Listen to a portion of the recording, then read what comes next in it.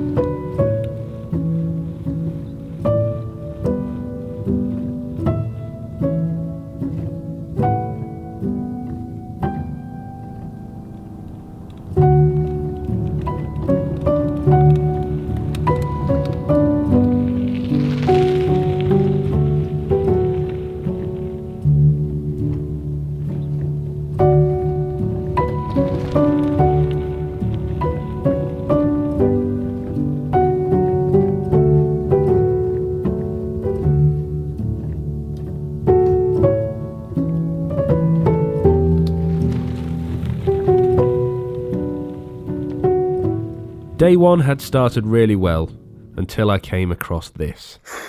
Right, well, made a bit of a cock up here. On my route, when I planned it, it looked like there was a gate at the top of the ridge that would open, and it was plain sailing, following the road back down the ridge, but that was locked. So I ended up following a different cycle track, and then it seemed to just end. There was an open gate, carried on riding, and it just turned into this. You can see behind me. Just dirt, and then I've reached the end down at the bottom of the mountain, and you can see it's locked. So it says private property on it, and I don't fancy someone coming out at me with a gun, so I think I'm gonna have to turn around. But it's literally all the way up there.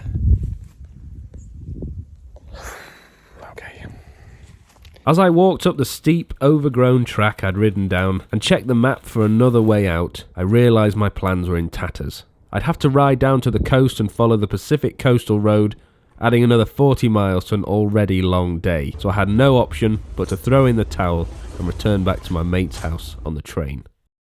Day 2, and filled with optimism, I caught a lift to where I should have ended the day before and rejoined my route through the beautiful redwood forests.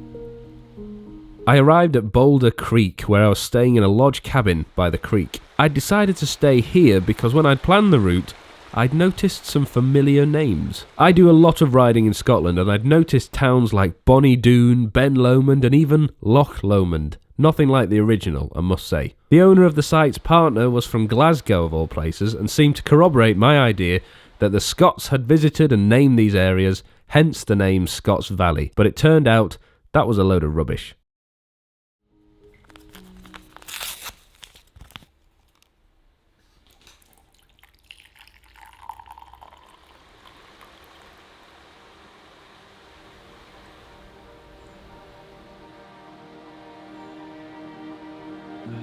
Day 3 and my last night on the road. I'd got a permit to camp at Black Mountain Backpackers Camp in the hills, and I was really excited for this. I'd really enjoyed my time so far, but I hadn't had the opportunity to stay in a tent and camp under the stars in this beautiful part of the world.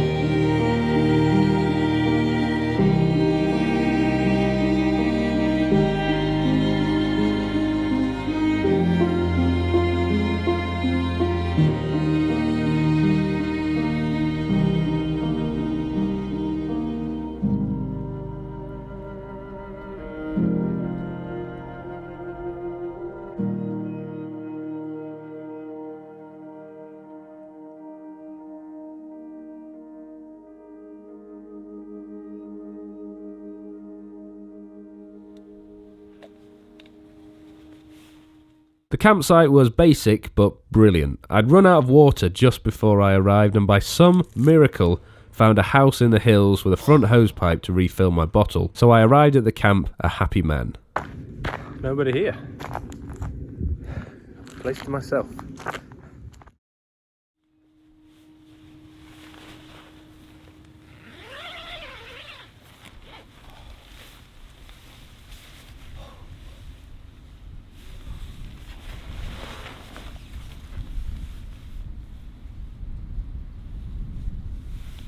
For day 4, I had an easy day. All I had to do was ride down back into the valley and back to my mate's house, about 25 miles, mostly downhill. I was in no rush, so I took my time to admire the amazing cloud inversions here and have a chilled out morning at the campsite.